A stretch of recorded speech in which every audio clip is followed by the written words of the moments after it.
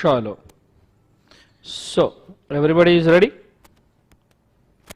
Are you guys ready?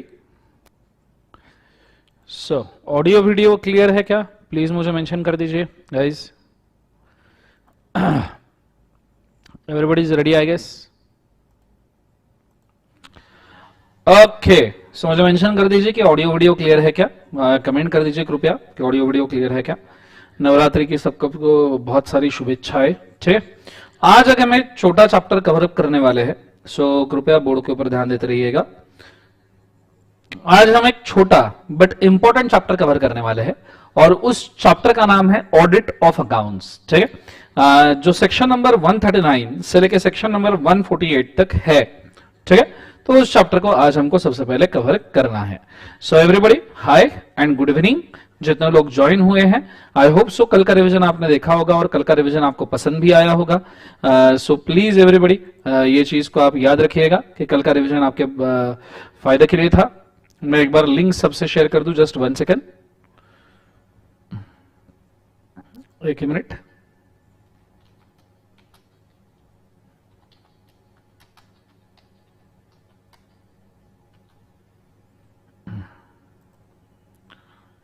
चलो, सो inter chapter wise revision हम शुरू कर रहे हैं. होल्ड.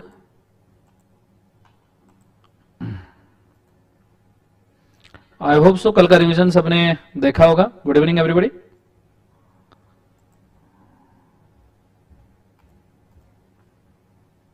मैं एक बार लिंक सबसे शेयर कर दूं, जस्ट वेट.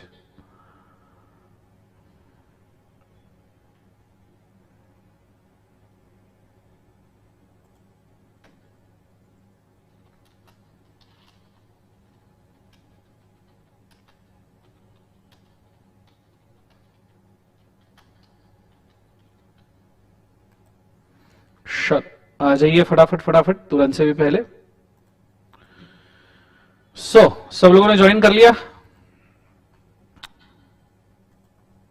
बहुत बढ़िया, लेट्स गो.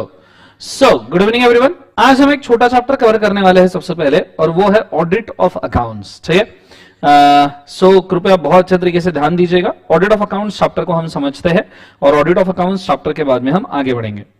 अब ऑडिट ऑफ अकाउंट्स चैप्टर अगर आप देखो तो सबसे पहले ऑडिट ऑफ अकाउंट्स चैप्टर का आपको थोड़ा सा सेक्शन स्ट्रक्चर पता होना चाहिए. इस चैप्टर के अंदर में सबसे पहले थोड़ा सा सेक्शन स्ट्रक्चर के साथ में शुरुआत करना चाहूंगा, सो दैट आप इसको बड़े अच्छे तरीके से समझ पाओ. मैं उसी चार्ट के ऊपर जाता हूं जो क्लास के अंदर मैंने आपको स्पेसिफिकली सेक्शन स्ट्रक्चर के लिए ड्रॉ करके दिया था. ध्यान दीजिएगा बड़े अच्छे से. ऑडिट ऑफ अकाउंट्स के अंदर अगर आप देखो तो स्टार्टिंग सेक्शन नंबर है 139, एंडिंग सेक्शन नंबर है 148. 139 ये जो सेक्शन नंबर है ये बेसिकली डिवाइडेड इनटू है डिफरेंट पार्ट्स, जिसके अंदर सबसेक्शन 1 से लेके सबसेक्शन 4 है regular auditor normal company, subsection number 5 है regular auditor government company, subsection number 6 है first auditor normal company, subsection 7 है first auditor government company, subsection 8 casual vacancy auditor, और सबसेक्शन 9 से लेके 11 रीअपॉइंटमेंट ऑफ ऑडिटर. तो पहला subsection is regarding regular auditor regular company and government company, दूसरा first auditor for normal company and government company, फिर casual vacancy और reappointment. फिर उसके इसमें हमने ऑडिटर को अपॉइंट किया. अब ऑडिटर को हकालो, हकालने के लिए सेक्शन नंबर है 140 एंड 141. 140 सबसेक्शन 1 में है रिमूवल एंड 140 सबसेक्शन 2 में है रेजिग्नेशन. जो डिस्क्वालिफिकेशन है ऑडिटर के वो है 141 में. सेक्शन नंबर कौन सा बोले एक बार उसे? 141. येलो कलर का शर्ट पहना है तो मैं शायद पिंक पिंक दिख रहा हूंगा, तो थोड़ा सा उसको इग्नोर कर देना. ठीक है, ये चीज को आपने बड़े अच्छे तरीके से याद रखना. ठीक है, नेक्स्ट वाली चीज फिर ऑडिटर का वर्किंग आएगा. वर्किंग है सेक्शन नंबर 142 में, और 142 में आपको मिलता है रेम्यूनरेशन. 142 में दिया गया है क्या बोले बाजू से? रेम्यूनरेशन. 143 में है पावर्स एंड ड्यूटीज, 144 में है प्रोहिबिशन ऑन सर्विसेज, 145 में है साइनिंग, 146 में एनुअल जनरल मीटिंग के कम्युनिकेशंस जो ऑडिटर को करने हैं, और 147 में है contravention. 148 is the cost audit. तो इस प्रकार हमने ऑडिट सेक्शन चैप्टर के सेक्शंस देखे हैं. आप चाहिए तो इसका एक छोटा सा स्क्रीनशॉट निकाल के रख सकते हो जिन लोगों को नहीं पता, सो दैट सेक्शंस आपको याद करने में काफी आसानी हो जाए. ठीक है, खींच लो स्क्रीनशॉट. चल बहुत बढ़िया। अब मैं चैप्टर के साथ में शुरुआत करना चाहूंगा।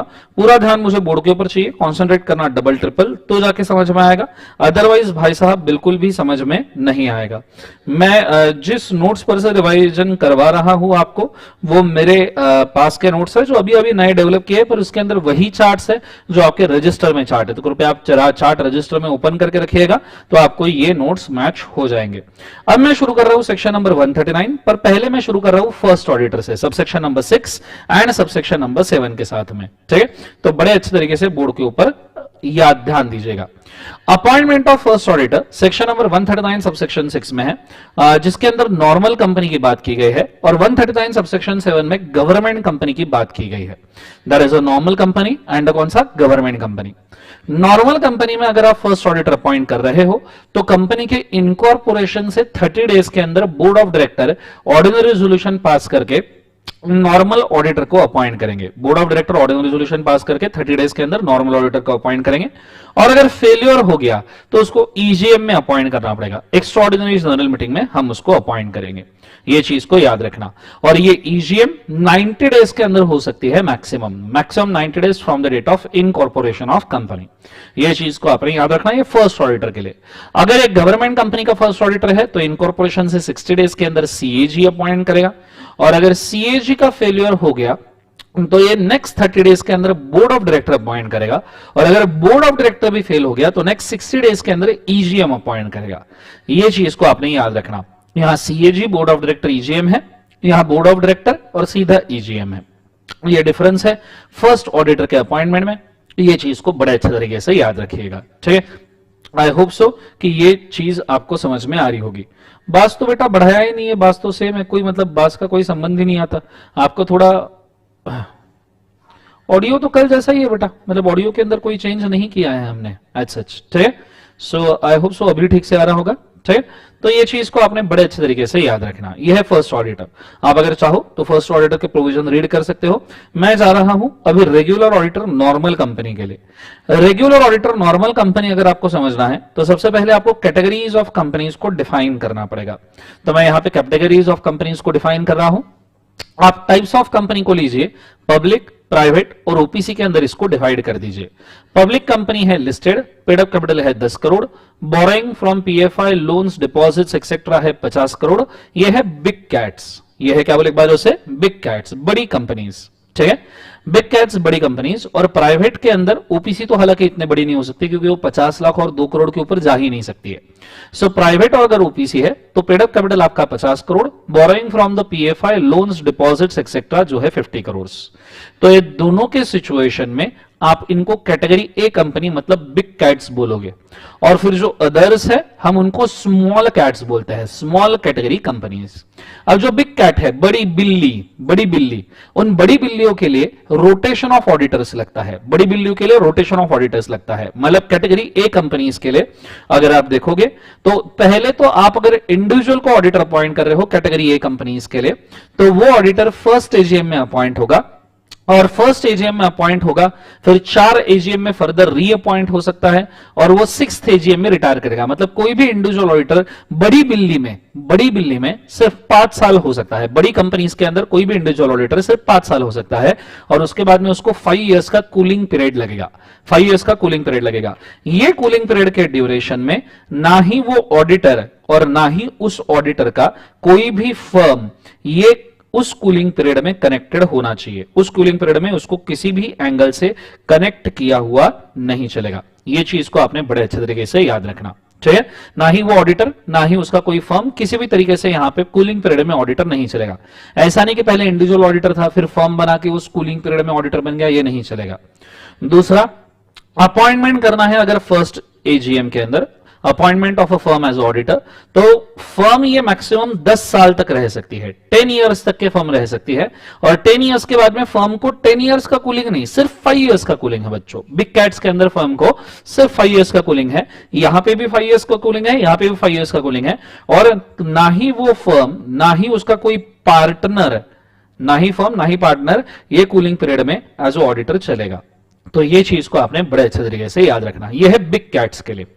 फिर अगर कोई कैटेगरी बी कंपनीज है, जिनको हम स्मॉल कैट्स कह सकते हैं। अगर कोई कैटेगरी बी कंपनीज है तो कैटेगरी बी कंपनी या स्मॉल कैट्स के सिचुएशन में यहां पे जो ऑडिटर है स्मॉल कैट्स के लिए, यहां पे जो क्या है बोले एक बार से ऑडिटर, वो आप जन्मों जन्मों तक युगों युगों तक चलाते जाओ, उसके अंदर कोई भी दिक्कत नहीं है, वो ऑडिटर अपॉइंट हो सकता है। ठीक है, कैटेगरी बी में तो अभी तक जो चल रहा था जैसा का वैसा ही चलेगा, जन्मों जन्मों युगों युगों तक एक ही ऑडिटर चलाओ। ठीक है, पर जब category B company big cat बन जाएगी तो उनको ये कंडीशन कंप्लाई करना पड़ेगा। फिर आता है government controlled companies. Government controlled companies के अंदर बोला है कि फाइनेंशियल ईयर के स्टार्ट से 180 डेज के अंदर आपका ऑडिटर आ जाना चाहिए और वो ऑफिस होल्ड करेगा उस फाइनेंशियल ईयर के जनरल मीटिंग तक के। मतलब यहां पे 180 डेज, जैसे फाइनेंशियल ईयर स्टार्ट हुआ 25-26, उसके 180 डेज मतलब नियरली 30 सितंबर के आसपास सीएजी ऑडिटर अपॉइंट करेगा। कौन ऑडिटर अपॉइंट करेगा? सीएजी। और ये ऑफिस कब तक होल्ड करने वाला है? तो ये ऑफिस होल्ड करेगा टिल 30 सितंबर 2026, मतलब अगले एजीएम तक के, जो 25-26 के लिए एजीएम होगी उस एजीएम तक के ऑफिस होल्ड कर सकता है। यह है आपका regular auditor in the case of normal company. ठीक है, मैंने पहले कैटेगरीज बकायदा एक्सप्लेन कर दिए हैं, फिर बिग कैटेगरीज के प्रोविजन, फिर स्मॉल कैटेगरीज के प्रोविजन, बड़ी बिल्ली, छोटी बिल्ली, फिर सरकारी बिल्ली, सरकारी बिल्ली मतलब गवर्नमेंट कैट, इसके भी प्रोविजंस मैंने एक्सप्लेन करके रख दिए हैं। नाउ मैं चाहूंगा, सेक्शन बहुत इंपॉर्टेंट है 1 से लेके सब सेक्शन 5 और 6 और 7 फर्स्ट ऑडिटर का, तो आप थोड़ा 2 मिनट लीजिए और फटाफट इसको एक बार रीड कर लीजिए आपके नोट्स में से। Go for it fast. सारी कंडीशन सेटिस्फाइड नहीं करनी है प्रतीक, उसमें से कोई एक भी किया तो भी चलेगा।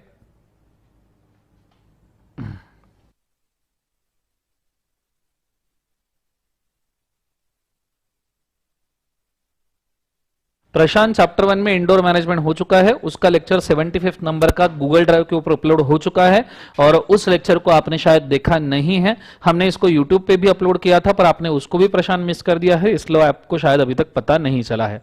तो कृपया गूगल ड्राइव के ऊपर जाइए और आपके लेक्चर ओपन करके देखिए।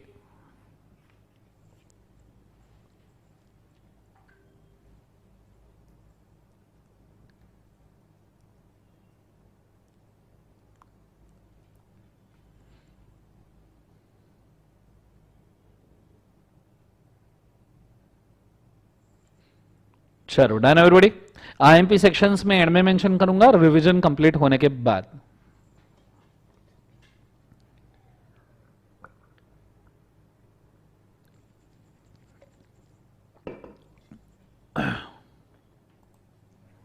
चल डन एवरीबॉडी, ये चीज को बड़े अच्छे तरीके से याद रखना।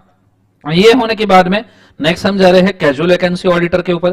कैजुअल वैकेंसी ऑडिटर 139 सबसेक्शन 8 में है। देखो सिंपल, 1 से लेके 4 है रेगुलर ऑडिटर, रेगुलर कंपनी, 5 है रेगुलर ऑडिटर गवर्नमेंट कंपनी, 6 और 7 है फर्स्ट ऑडिटर का, 8 है कैजुअल वैकेंसी ऑडिटर का। कैजुअल वैकेंसी का सिंपल मतलब होता है कभी भी ऑडिटर रिटायरमेंट के पहले किसी भी तरीके से अगर उसका ऑफिस छूट जाता है या किसी भी तरीके से उसका ऑफिस अगर बंद हो जाता है तो ऐसे सिचुएशन में हम अपॉइंट करते हैं कौन सा ऑडिटर बोले एक बार से? Casual vacancy auditor.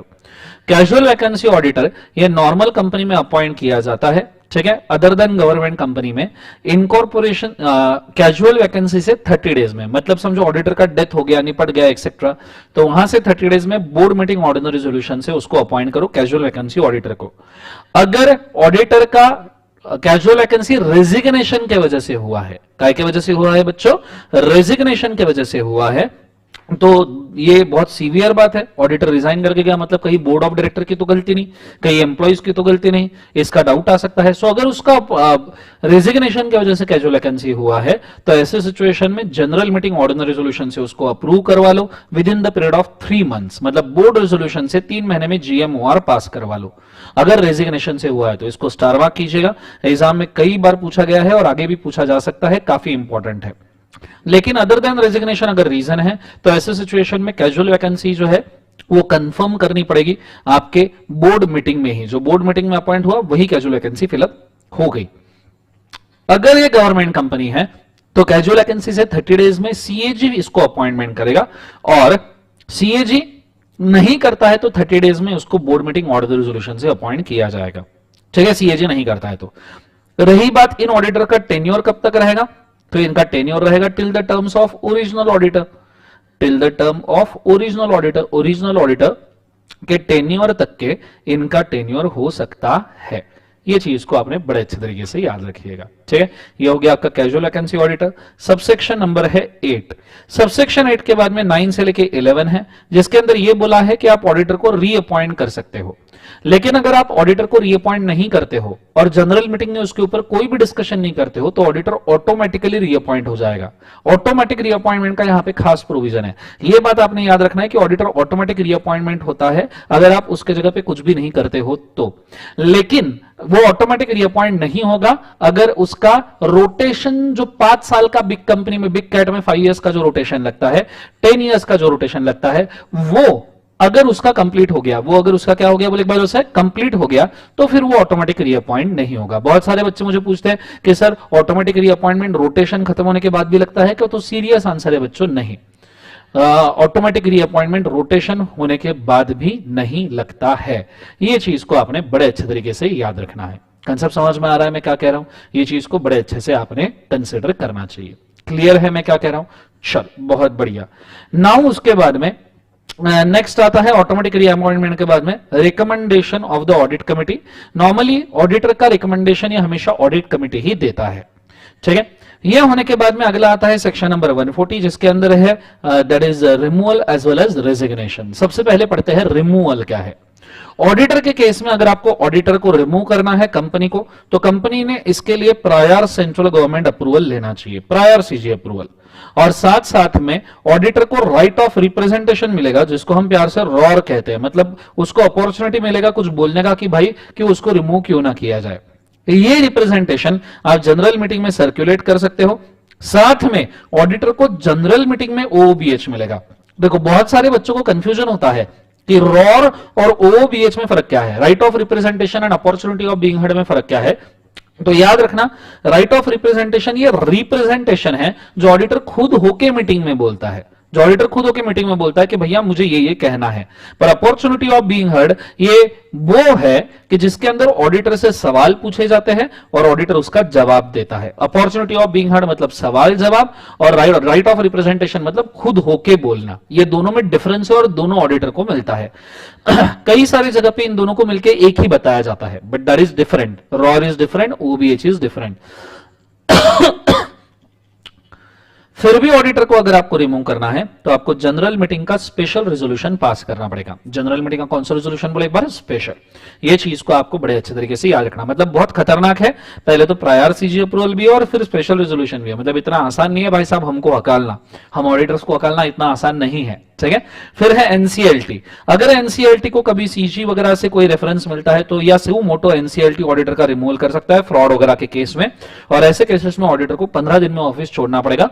Normally fraud के केस में या इलीगल एक्टिविटी के केस में ही एनसीएलटी ये करता है, तो ये चीज को याद रखना।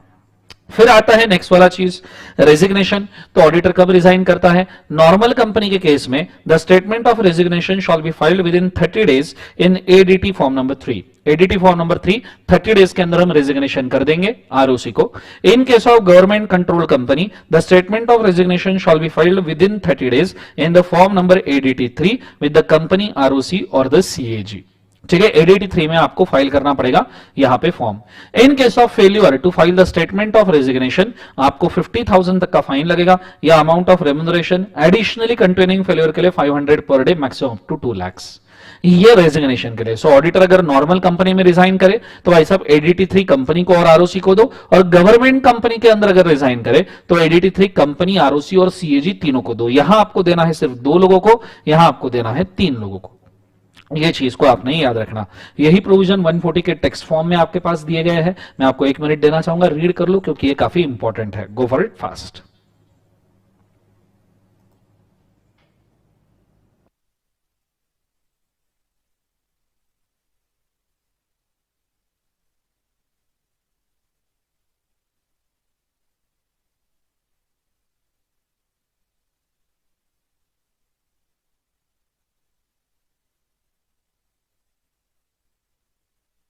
अदर लॉस को हम आगे कवर करेंगे, जब हम रिवीजन आगे कंटिन्यू करेंगे तो उसमें कवर करेंगे। सीएमए इंटर लॉ के लिए रिलेवेंट है। आयुष बेटा सीवीए का tenure up to conclusion of next AGM इसलिए होता है क्योंकि उतना ही ओरिजिनल ऑडिटर का टेन्योर होता है, दोनों सेम ही है। ओरिजिनल ऑडिटर का टेन्योर या नेक्स्ट एजीएम तक के सेम ही तो बात बोला मैंने, क्या चेंज है? चलो रीड कर लो फटाफट, हो जाए तो डन बोल दीजिएगा प्लीज। इमीडिएटली आगे बढ़ जाएंगे 141 के ऊपर।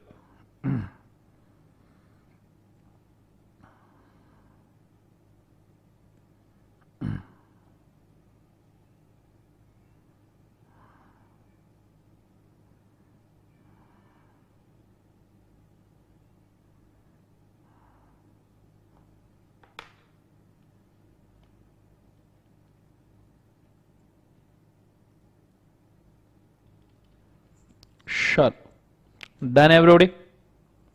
आरटीपी का वीडियो नहीं आएगा, अमेंडमेंट हम सेपरेटली दे देंगे। अमेंडमेंट इस बार 10 मिनट के ही है, रिवीजन सीरीज के एंड में हम इसको दे देंगे। चलो नेक्स्ट सेक्शन है 141। अब पहले तो आपको 141 का स्ट्रक्चर समझ में आना जरूरी है, ठीक है। सबसे पहले 141 में सबसेक्शन 1 के अंदर सीए फर्म होना चाहिए। ऑडिटर मतलब ये डिस्क्वालिफिकेशन ऑडिटर का सेक्शन है। सो 141 में बोला है गया है सबसेक्शन 1 में कि सबसे पहले सीए फर्म होना चाहिए। दूसरा, फर्म के अंदर नहीं सीए फर्म तो मेजॉरिटी ऑफ पार्टनर्स सीए और वो इंडियन होने चाहिए तो ही ऑडिट कर सकते हैं। तो इसके लिए मैंने ऊपर थोड़ा सा एक देके रखा है कि आप किस किस के साथ में पार्टनरशिप कर सकते हो। तो कोई भी सीए पार्टनरशिप कर सकता है किसी दूसरे सीए के साथ, सीएस के साथ, सीएमए के साथ, लॉयर एडवोकेट के साथ, एक्चुअरी के साथ, आर्किटेक्ट के साथ, इंजीनियर के साथ। क्लियर है? और ये फर्म ऑडिट कर सकता है। मेजॉरिटी ऑफ द पार्टनर इसमें सीओपी होल्ड करने वाले चाहिए, माइनॉरिटी कोई भी अदर हो सकता है। मेजॉरिटी सीए सीओपी होल्ड करने वाले चाहिए।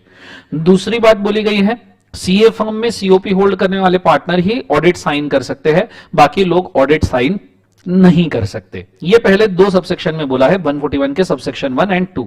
फिर सबसेक्शन 3 में बोला है डिस्क्वालिफिकेशन ऑफ द ऑडिटर्स, जो यहां पे मैंने दिया हुआ है। सबसे पहले क्लॉज ए के अंदर डिस्क्वालिफिकेशन है कि कोई भी बॉडी कॉर्पोरेट ऑडिटर करके नहीं चलेगा। इसलिए आपने देखना कि इंडिया में कोई भी ऐसा बॉडी कॉर्पोरेट नहीं है एक्सेप्ट एलएलपी जो ऑडिटर है। ऐसा कोई प्राइवेट या पब्लिक लिमिटेड कंपनी आपको कभी नहीं दिखेगा जो ऑडिट कर रहा है। हां, लेकिन केपीएमजी, पीडब्ल्यूसी, डेलॉइट्स, इन एलएलपी को ऑडिट करना अलाउड है, एलएलपी चलता है, ठीक है। बी में कोई भी ऑफिसर एम्प्लॉय जो कंपनी का है वो ऑडिटर नहीं बन सकता। कंपनी का खुद का ही ऑफिसर एम्प्लॉय ऑडिटर कैसे बनेगा? तीसरा, कोई भी एम्प्लॉय या पार्टनर है, ऑफिसर या एम्प्लॉय ऑफ द कंपनी का, मतलब कंपनी का ऑफिसर एम्प्लॉय है, दर्शन इस्पात लिमिटेड का ऑफिसर एम्प्लॉय है और उस ऑफिसर एम्प्लॉय का कोई एम्प्लॉय या पार्टनर है तो वो भी ऑडिट नहीं कर सकता। मतलब इन लोगों का ही अगर कोई कनेक्टेड पर्सन है तो भाई साहब वो ऑडिट नहीं कर सकता। क्लियर है कंसेप्ट? तो बॉडी कॉर्पोरेट अलाउड नहीं है, ऑफिसर एम्प्लॉय अलाउड नहीं है, ऑफिसर एम्प्लॉय का एम्प्लॉय पार्टनर भी अलाउड नहीं है। क्लियर है कंसेप्ट? फिर डी वाला, इसे हम डिवाइडेड डिस्क्वालिफिकेशन कहते हैं। इसमें खुद ऑडिटर या उसका रिलेटिव या पार्टनर, एआरपी मतलब ऑडिटर, रिलेटिव या पार्टनर, इन्होंने किसी ने भी होल्डिंग सब्सिडरी या एसोसिएट कंपनी या कंपनी के अंदर नीचे दिए गई चीजें नहीं होनी चाहिए, ठीक है। सो ऑडिटर, उसका रिलेटिव या उसके पार्टनर का कोई भी होल्डिंग सब्सिडरी एसोसिएट कंपनी के साथ में नीचे दिए गई चीजें नहीं होनी चाहिए। जैसे शेयर होल्डिंग ऑडिटर का 1 रुपए का भी नहीं चलेगा, ऑडिटर का खुद का 1 रुपए का भी शेयर होल्डिंग यहां पे नहीं चलेगा। ऑडिटर सिंगल रुपीस का भी शेयर होल्डिंग नहीं रख सकता। हां, रिलेटिव को एक्सेप्शन दिया है कि वो 1 लाख तक का शेयर होल्डिंग रख सकता है। रिलेटिव को 1 लाख तक के फेस वैल्यू 1 लाख तक के शेयर होल्डिंग चलेगा। हां, मार्केट वैल्यू नहीं तो भाई साहब इसका एमआरएफ का शेयर ही 70,000 रुपए का आता है, ठीक है। तो फेस वैल्यू 1 लाख चलेगा, मार्केट वैल्यू कुछ भी हो सकता है।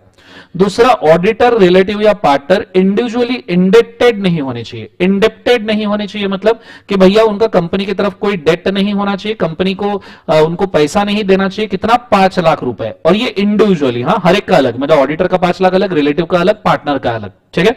इंडेप्टेड नहीं होने चाहिए, 5 लाख तक के चलेगा, 5 लाख से ज्यादा नहीं होना चाहिए। 5 लाख तक के है तो आप ऑडिटर बन सकते हो, ठीक है। तीसरा, कोई भी गारंटी श्योरिटी नहीं होना चाहिए, कोई भी गारंटी ऑब्लिक श्योरिटी नहीं देना चाहिए। ऑडिटर, रिलेटिव या पार्टनर ने 1 लाख तक के, कितना बोले एक बार से, 1 लाख तक के, 1 लाख तक के गारंटी श्योरिटी दिया हुआ चलेगा। 1 लाख के ऊपर का कोई भी गारंटी श्योरिटी यहां पे बिल्कुल भी नहीं चलेगा। 1 लाख के ऊपर का गारंटी श्योरिटी बिल्कुल भी अलाउड नहीं है। और ये इंडिविजुअली मतलब ऑडिटर का अलग, रिलेटिव का अलग, पार्टनर का अलग, इसे हम कहते हैं डिवाइडेड डिस्क्वालिफिकेशन। तो भाई साहब बॉडी कॉर्पोरेट अलाउड नहीं है, ऑफिसर एम्प्लॉय अलाउड नहीं है, ऑफिसर एम्प्लॉय का एम्प्लॉय पार्टनर अलाउड नहीं है, डिवाइडेड डिस्क्वालिफिकेशन भी अलाउड नहीं है। उसके बाद में स्पेशल बिजनेस अगर आप करना चाहो तो स्पेशल बिजनेस भी बेसिकली स्पेशल बिजनेस भी अलाउड नहीं है। इसको पिक्यूनरी रिलेशन कहा जाता है। क्या कहा जाता है? Pecuniary relation. पिक्यूनरी का बोले वालों से रिलेशन, कोई भी ऑडिटर का पिक्यूनरी रिलेशन नहीं चलेगा कंपनी के साथ में। पिक्यूनरी रिलेशन मतलब major debtor, major creditor, major lender, major borrower, major supplier, major creditor, major lease वाली लैंड देने वाला, लीज वाली बिल्डिंग देने वाला, या मेजर लीज लेने वाला की कंपनी की लैंड बिल्डिंग जिसने लीज पे ली है, ऐसा कोई भी बंदा यहां नहीं चलेगा, क्योंकि जिसका सब्सटेंशियल बिजनेस रिलेशन है वो ऑडिट अच्छे से नहीं करेगा। ठीक है। फिर उसके बाद में कंपनी का जो ऑफिसर और एम्प्लॉय था ना, उसका कोई रिलेटिव भी नहीं चलेगा। क्लॉज एफ में बोला है उसका रिलेटिव भी नहीं चलेगा। मतलब देखो ऑफिसर एम्प्लॉय 3 बार आ रहा है, खुद ऑफिसर एम्प्लॉय नहीं चलेगा, उसका एम्प्लॉय पार्टनर नहीं चलेगा, फिर इनको याद आया रिलेटिव नहीं चलेगा तो एफ क्लॉज में डाला। अबे एफ में काय को डाला, इधर ही डाल देते बी क्लॉज के अंदर, सी क्लॉज के अंदर। नहीं, पहले हम ऑफिसर एम्प्लॉय लिखेंगे, फिर हम एम्प्लॉय पार्टनर लिखेंगे, फिर हमको जब याद आएगा तो हम उसका रिलेटिव लिखेंगे। क्योंकि अगर हमने ऐसा नहीं किया तो सीए इंटर के बच्चे को हम टॉर्चर कैसे करेंगे हैं? तो ये तरीके से ये भाई साहब ड्राफ्टिंग करते हैं। मैं रहता तो मैं officer employ, his employ partner and his relative, ये सभी एक क्लॉज के अंदर डाल के खत्म कर देता था। कंसेप्ट समझ में आ रहा है सबको? हाँ है ना? पर इन्होंने अलग अलग किया है क्योंकि तुम्हें टॉर्चर करना है। मुबारक हो, एंजॉय। नेक्स्ट वन, ये होने के बाद में क्लॉज नंबर जी में ऑडिटर को बोला गया है कि उसको एम्प्लॉयमेंट लेना अलाउड नहीं है। मतलब ऑडिटर एम्प्लॉय कहीं और पे नहीं चलेगा, क्योंकि जो बंदा कहीं और पे एम्प्लॉय होता है उसको ICI, institute of chartered accountants of India, COP he issue नहीं करता, सर्टिफिकेट ऑफ प्रैक्टिस। और जिसको सीओपी इशू नहीं करता वो ऑडिट कर ही नहीं सकता। अगर आपके पास सीओपी नहीं है तो आप ऑडिट नहीं कर सकते, सर्टिफिकेट ऑफ प्रैक्टिस नहीं है तो। दूसरी बात, आपको मैक्सिमम ऑडिट अलाउ किए गए हैं 30, मैक्सिमम ऑडिट 30 अलाउ किए हैं, जिसमें से मैक्सिमम 20 ये पब्लिक कंपनी, प्राइवेट कंपनी जिसका पेडअप कैपिटल 100 करोड़ के ऊपर, डोरमेंट कंपनी जिसका पेडअप कैपिटल 100 करोड़ के ऊपर, स्मॉल कंपनी ओपीसी है। और जो मैक्सिमम 10 एडिशनली अलाउड किए वो प्राइवेट कंपनी 100 करोड़ के नीचे, जो मतलब जो यहां कवर्ड नहीं है वो मैक्सिमम 10 इस साइड कवर किए गए हैं। ठीक है, तो ये लिमिट थोड़ी सी अच्छे से याद रखना, इसको मैं स्टार मार्क करता हूं। ये आईसीआई ने बोला है, हाँ ये लिमिट्स आईसीआई ने बोली गई है। ये 30 वाली लिमिट आईसीआई पर एक्ट दोनों ने बोला है, तो ये बड़ी काम की है, प्रैक्टिकल भी है। हाँ ये चीज को याद रखना। फिर उसके बाद में एच, फ्रॉड किया ऑडिटर ने तो भाई साहब 10 साल के लिए डिस्क्वालिफाइड, किसी कंपनी में ऑडिटर नहीं बन सकता। और आय के अंदर ऑडिटर इनवैलिड सर्विसेज नहीं दे सकता सेक्शन 144 के हिसाब से। ये चीज को आपको बड़े अच्छे तरीके से याद रखना है। 144 के हिसाब से इनवैलिड सर्विसेज यहां पे नहीं चलेगी। अब ये है आपका भाई साहब पूरा का पूरा सबसेक्शन नंबर 3। साथ में बोला अगर आप ऑलरेडी ऑडिटर हो, और सबसेक्शन 3 में से कोई भी चीज अगर आपके को लग जाती है तो आपको इमीडिएट वैकेशन करना पड़ेगा। मतलब आप ऑडिटर हो, ये तो 3 तो बोलता है कि भैया अगर आप इसमें से कुछ भी हो तो आपको ऑडिटर बनना अलाउड ही नहीं है, और 4 कहता है कि आप ऑलरेडी ऑडिटर हो और इसमें से कुछ भी आपको लग गया इसमें से तो आपको इमीडिएट वैकेशन करना पड़ेगा, इमीडिएट वैकेशन ऑफ ऑफिस आपको लग जाएगा। ये यहां पे बोला गया है। ये है पूरा का पूरा 141। समझ में आएगा मुझे कमेंट करके जरूर बोलिए, प्लीज जरूर बोलिए कमेंट करके। और 141 बहुत इंपॉर्टेंट सेक्शन है, तो मैं 1-2 मिनट देना चाहूंगा, कृपया इस सेक्शन को पूरा रिवाइज कर लीजिए। Go for it fast, immediately.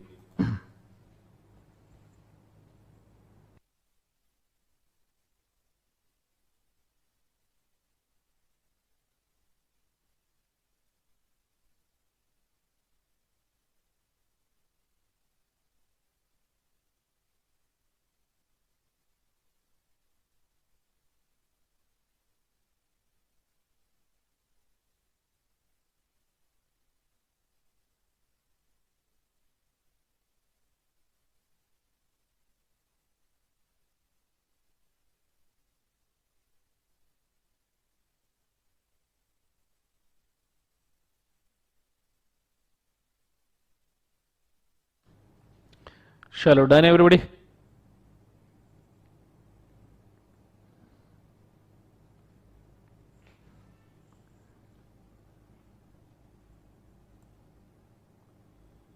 हो गया है सबका?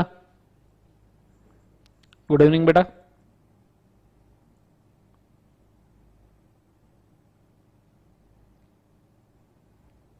चलो एक बार इसका मैं मेमोरी टेक्निक भी मेंशन कर दूं आपको ठीक है, मेमोरी टेक्निक से मैंने इसको याद दिलवाया था, अगर आपको याद होगा तो। ठीक है, मेमोरी टेक्निक से एक बार याद कर लेते हैं फटाफट। ए फॉर एबीसी, हम बोलते हैं ना एबीसी, एबीसी मतलब गाली नहीं है नालायक लोगों, एबीसी का यहां पे सिंपल मतलब होता है बॉडी कॉर्पोरेट। ठीक है, बी फॉर होता है बदमाश एम्प्लॉय, बी फॉर बदमाश एम्प्लॉय एंड क्या बोलेगा बाजू से ऑफिसर, बी फॉर बदमाश एम्प्लॉय एंड क्या बोलेगा बाजू से officer. A for ABC, B for बदमाश employ officer. C for that is employ officer का कोई भी एम्प्लॉय पार्टनर मतलब connected person, so A B C. ठीक है, उसके बाद में बी फॉर बदमाश एम्प्लॉय और ऑफिसर, बदमाश employ and officer. C for connected person with employ officer, connected person with employ officer.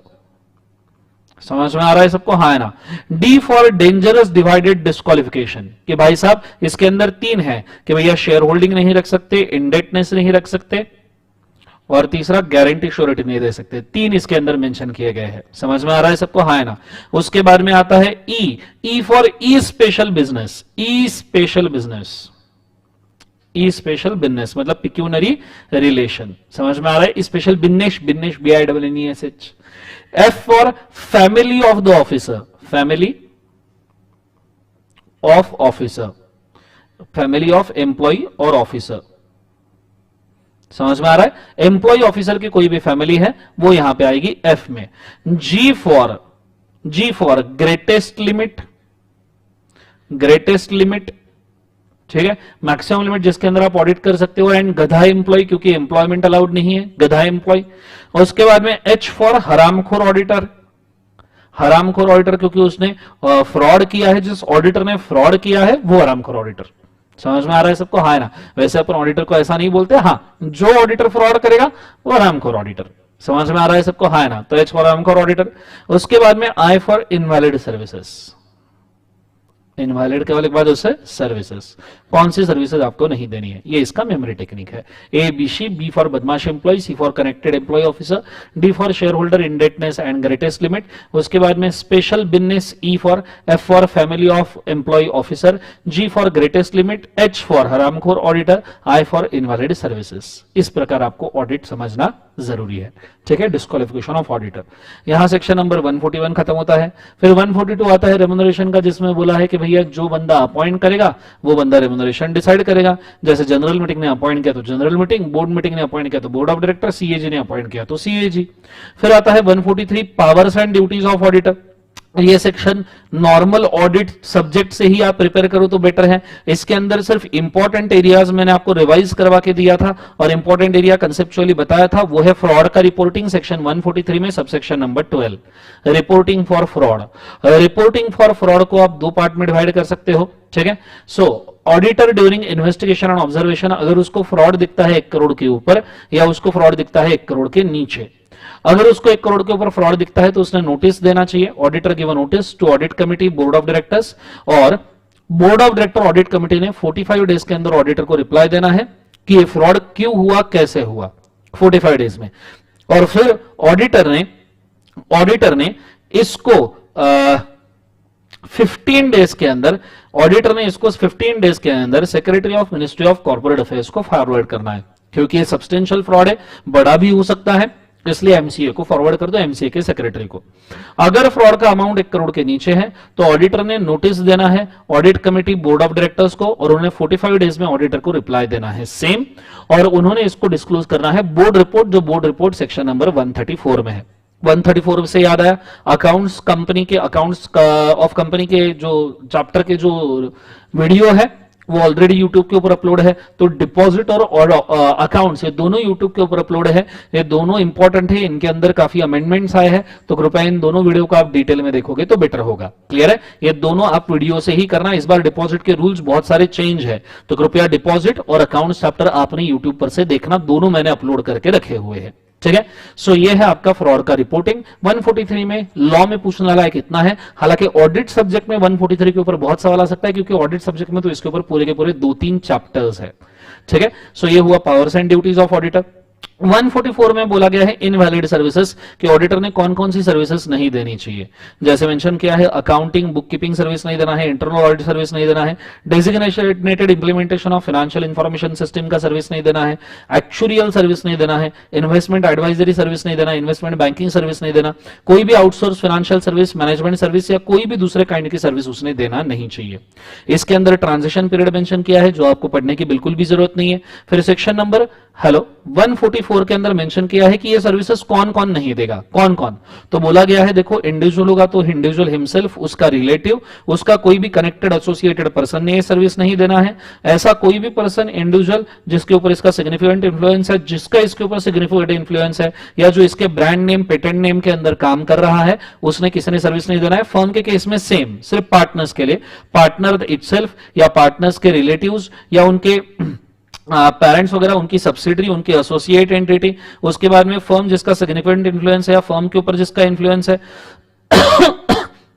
या फर्म के ट्रेडमार्क वगैरह में जो काम करते हैं, जैसे डेलॉइट्स, पीडब्ल्यूसी, EY, इनके ट्रेडमार्क्स वगैरह होते हैं, या जिनका फर्म के ऊपर इन्फ्लुएंस है या फर्म के ऊपर जिनका इन्फ्लुएंस है या जिनका कंट्रोल चलता है किसी पर्सन के ऊपर, इनमें से किसी भी पर्सन ने 144 के सर्विसेज देने नहीं है। मतलब ना ऑडिटर ने ना उसके कनेक्टेड पर्सन ने। ये चीज यहां पे मेंशन की गई है। ये है आपका सेक्शन नंबर 144। 144 के बाद में आता है 145 जो है साइनिंग का। इसी सेक्शन के लिए तो हम जी रहे हैं। ऑडिटर ने साइन करना चाहिए ऑडिट रिपोर्ट और साइन और सर्टिफाई करना चाहिए डॉक्यूमेंट को। साथ में ऑडिटर ने खुद के ऑब्जर्वेशंस और क्वालिफिकेशंस ये एजीएम में रीड करनी चाहिए और एजीएम में इसके ऊपर डिस्कशन हो सकता है क्वालिफिकेशंस के ऊपर और ऑडिटर को उसके ऊपर रिप्लाई देना पड़ेगा। साथ में जो कंपनी का मैनेजमेंट है, बोर्ड ऑफ डायरेक्टर है, उसको भी रिप्लाई देना पड़ेगा। इस प्रकार 145 बोला गया है कि साइन भी करो, एजीएम में रीड भी करो और उसके ऊपर रिप्लाई भी दो कि आपने क्वालिफिकेशन क्यों दी है। फिर 146 में बोला है कि एजीएम में ऑडिटर अगर आने वाला है तो हर जनरल मीटिंग का कम्युनिकेशन ये ऑडिटर को होना ही चाहिए। हर जनरल मीटिंग का कम्युनिकेशन ऑडिटर को होना चाहिए। देखो, नोटिस एंड कम्युनिकेशन आपको ऑडिटर को देना ही पड़ेगा विद द एजेंडा। और ऑडिटर ये खुद होके या उसका कोई भी ऑथोराइज रिप्रेजेंटेटिव मतलब ऑडिटर या सीए, कोई भी आर्टिकल फार्टिकल को मत भेज देना जीवन के अंदर, ठीक है। ये उस जनरल मीटिंग में जाके बैठे रहेंगे। क्लियर है कंसेप्ट? ये चीज को यहां पे मेंशन किया गया है। फिर आता है contravention and penalty, section number 147। Contravention of audit chapter के अंदर मेंशन किया है कि भाई साहब यहां पे कंपनी को पेनल्टी 25,000 से 5 लाख है, ऑफिसर को यहां पे पेनल्टी 1 साल तक की जेल, 10,000 से लेके 1 लाख, और ऑडिटर को यहां पे अनइंटेंशनल फ्रॉड है, अनइंटेंशनल मतलब जानबूझ के नहीं किया है, तो 25,000 से 5 लाख और 4 multiplied by remuneration which ever is lower, और अगर इंटेंशनल है तो 1 साल की जेल, 50,000 से 25 लाख और 8 times of remuneration which ever is obviously lower. साथ में refund of remuneration and payment of damages ये ऑडिटर को देना पड़ेगा। ये सेक्शन नंबर 147 का पेनल्टी है। 147 के पेनल्टी के बाद में लास्ट आता है सेक्शन नंबर 148 जो है कॉस्ट ऑडिट का। कॉस्ट ऑडिट बहुत सिंपल सेक्शन है।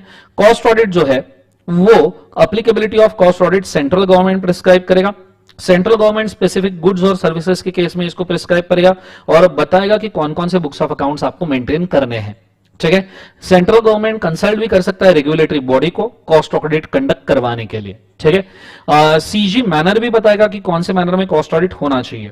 कॉस्ट ऑडिटर का qualification, cost auditor shall be conducted by cost accountant, मतलब सीएमएज जो आईसीएमएआई एक्ट के अंदर बनाए हुए हैं। कॉस्ट ऑडिटर ये कंपनी का कॉस्ट ऑडिटर होना चाहिए। उसका अपॉइंटमेंट बोर्ड करेगा, उसका रेम्युनरेशन भी बोर्ड डिसाइड करेगा। ये statutory auditor normally cost audit नहीं कर सकता, मतलब 139 में हम जो नॉर्मल ऑडिटर अपॉइंट करते हैं वो कॉस्ट ऑडिट नहीं कर सकता। Cost audit shall be conducted in compliance of cost accounting standard, CMA के स्टैंडर्ड के हिसाब से होना चाहिए। कॉस्ट ऑडिट एक्सक्लूसिवली होना चाहिए, ऐसा नहीं कि किसी दूसरे ऑडिट के साथ मर्ज कर दिया। Provisions of the cost auditor, cost auditor की क्वालिफिकेशन डिस्क्वालिफिकेशन जो भी है वो स्टैट्यूटरी ऑडिटर जैसे रहेंगे और कॉस्ट ऑडिटर को जो भी कंपनी ने देना चाहिए वो सभी असिस्टेंस कंपनी देगी और कॉस्ट ऑडिटर खुद का रिपोर्ट सबमिट करेगा बोर्ड ऑफ डायरेक्टर को। साथ में रिपोर्टिंग जो कंपनी है वो रिपोर्ट देगी सेंट्रल गवर्नमेंट को with in period of 30 days जब से उसको कॉपी मिला गया है। फिर कॉस्ट ऑडिटर का एक थोड़ा सा नोटिफिकेशन देके रखा है कि किस प्रकार कॉस्ट ऑडिटर होगा, XBRL टर्मिनोलॉजी के अंदर होगा और आपको CRA फॉर्म के अंदर इसको फाइल करना पड़ेगा। साथ में एडिशनल इंफॉर्मेशन सेंट्रल गवर्नमेंट कभी भी मांग सकता है, अगर आपको सीजी को सही लगता है तो। कॉन्ट्रावेंशन किया तो सेक्शन 147 वाली ही पेनल्टीज यहां पे रिपीट की गई है, 147 की ही सभी पेनल्टीज यहां पे आपको लग जाएगी।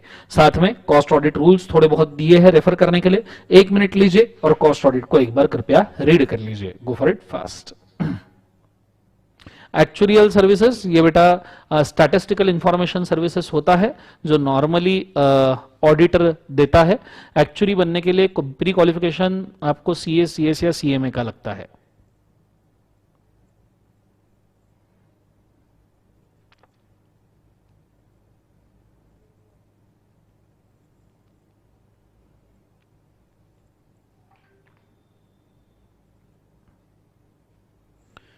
चलो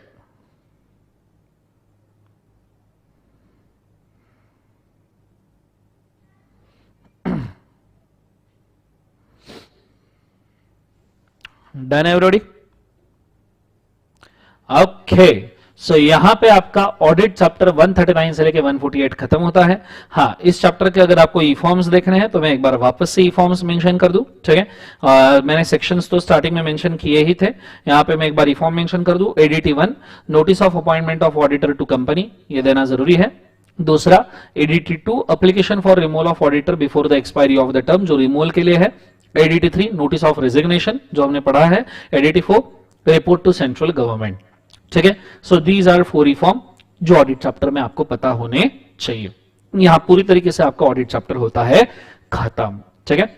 आज का रिवीजन थोड़ा छोटा ही रख रहा हूं क्योंकि गला थोड़ा सा नासाज है, क्योंकि कंसिस्टेंटली मॉर्निंग 8 बजे से रात के 9 साढ़े 9 बजे तक के मैं पढ़ा रहा हूं, बीच में आधे घंटे के ब्रेक लेके। अच्छा, आगे के रिवीजन के लिए बोलूं, फॉर्मेशन इनकॉर्पोरेशन का जो रिवीजन है वो मैं परसों के दिन लूंगा, ठीक है। परसों के दिन लूंगा और वो 11:30 बजे होगा, क्योंकि मुझे एग्जिस्टिंग बैचेस में भी फॉर्मेशन इनकॉर्पोरेशन का रिवीजन लेना है। तो परसों मैं 11:30 बजे आपका फॉर्मेशन इनकॉर्पोरेशन 11:30 से 11:45 के बीच में फॉर्मेशन इनकॉर्पोरेशन का रिवीजन लूंगा परसों। कल कोई लेक्चर नहीं होगा। सैटरडे को 11:30 से 1 बजे के बीच में फॉर्मेशन इनकॉर्पोरेशन का 1 घंटे का नियरली रिवीजन होगा, वो कृपया यूट्यूब चैनल के ऊपर देखिएगा। उसके लिए मैंने अभी यहां पे मैं इंस्ट्रक्शन दे रहा हूं, सब 11:30 बजे याद रखिएगा सैटरडे को। दूसरा, मैनेजमेंट बचे हुए जो रिवीजन है वो हम संडे को लेंगे, नियरली दोपहर के समय को, संडे को दोपहर के समय को। तो 11:30 बजे आप परसों जब मुझे मिलोगे तो मैं संडे का टाइम डिक्लेयर करूंगा। नियरली संडे का भी आपका जो टाइम रहेगा वो 11-12 बजे के आसपास का ही रहेगा दोपहर का, जब हम बचे हुए चैप्टर्स को रिवाइज करेंगे, जो मेन चैप्टर्स है उनको, ठीक है। सो आज के लिए हम रिवीजन यहां पे रुकते हैं। मैं इंपॉर्टेंट सेक्शन ऑडिट चैप्टर के बोल दूं, कृपया इनको मार्क कर लेना।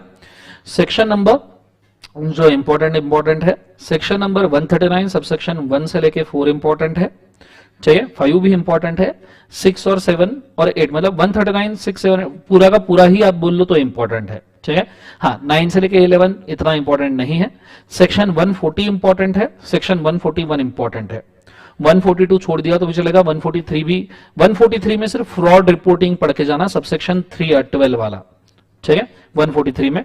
उसके बाद में 144 ऑडिट सर्विसेज थोड़ा सा इंपॉर्टेंट है, 45 नहीं, 46 नहीं। 47 contravention and penalties mediocre important है, पर उसकी पेनल्टी पूरे सेक्शंस में लगती है, इसलिए थोड़ा इंपॉर्टेंट हो सकता है। इतने सेक्शंस ऑडिट के आपने करके जाने चाहिए, ठीक है। ये चीज को आपको बड़े अच्छे तरीके से याद रखना। समझ में आया पक्का? हाँ या ना? 11:30 बजे मॉर्निंग में, ठीक है, सैटरडे को 11:30 बजे मॉर्निंग में हम फॉर्मेशन इनकॉर्पोरेशन का रिवीजन लेंगे और बचा हुआ रिवीजन हम संडे को लेंगे, ठीक है, मॉर्निंग में 11:30 बजे, ठीक है।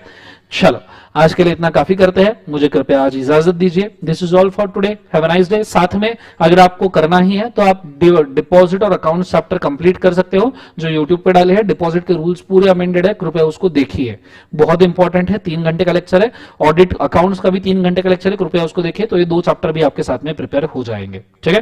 Thank you so much for watching this lecture. Good day, God bless you, take care, जब्बा खैर, 10 विना दिया, अलविदा बेटा, बाय बाय।